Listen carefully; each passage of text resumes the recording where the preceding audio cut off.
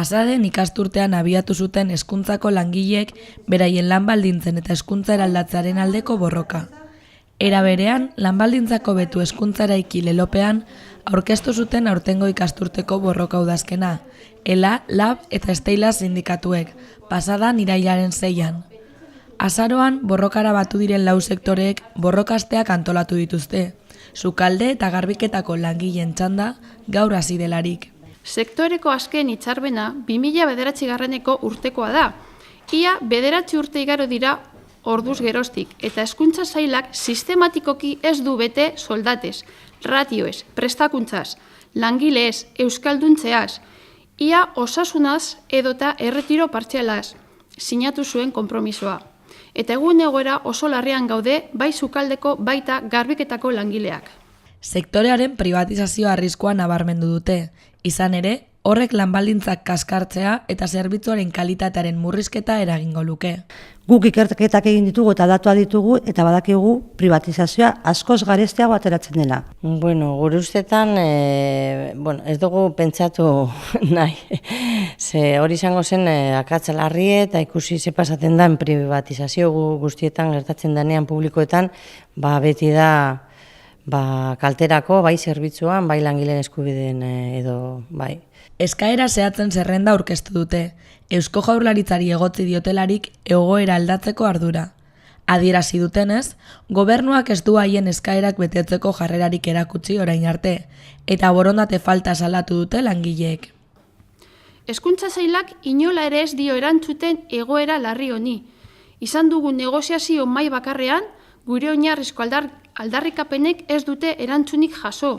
Gobernuaren aldetik ez dago egungo plantillak egonkortzeko, handitzeko edo lankargak murrizteko inolako proposamenik. Ez azken urte hauetan pairatu ditugu murrizketei buelta emateko planteamendurik. Egia da, sektore guztia gaudela borroka honetan, lau azpi sektore gara, irakasleak, heziketa bereziko laguntzaileak, hezkuntza laguntza espezialista hobeto esan da, haurreskola partzuergokoak eta sukaldari garbitzaileak. Bilera bana izan dugu, haurreskola partzuergoetan gehiago izan dituzte, baina ez dago borondaterik ezer jartzeko mahai gainean. Eta hori da, PNV-ek azken urteetan izan duen politika. Kalera begira, hainbat gauza botatzen ditu, gizarteri begira, baina gero, mahai gainean ez du ezer jartzen. Bai, gainean gu langileok eta sindikatu badakigu zelan arteztu behar dire gauzek, argi dau. Osea, ze utzunek bete behar dira, zelan konpondu behar diren sortu diren arazoak, bidea, argi dekogu. Ratioak, behin-behinekotasunaz altuak, ordezkapenak edota euskalduntza bezalako eskakizunak izan dituzte hizpide. Askotan, hezkuntzako langiletzat jotzen ez diren sukaldari eta garbitzaileek. Eskolar, ari bagara, aurrekin, neskamutiekin aritzen bagara, gutxienez langileako euskaldunak izatea. Eta euskaldunak ez direnak euskalduntzea. Eta departamentu honek ez du ezer egiten langileak euskalduntzeko. Eta guretzat oso garrantzitsua da, bai euskalduntzea eta bai formazioa jasotzea. Idatzite bai, baina gero gu hartzen dugu, egiten ditugu funtzio batzuk ez dira gureak. Gure karga, lankarga, gero eta handiagoa da. Eta hoize, honek aipatu dauena. Jende asko dau oso nekatute, fisikoki kantzaute, zurrek mindute, badaude gaizotasun batez ere, egondan igual 30 urteetan lanien ikusten da ze ondorio eduki ditu, solango lankarga handie. Hori dela gauzarik argiena, ratioak.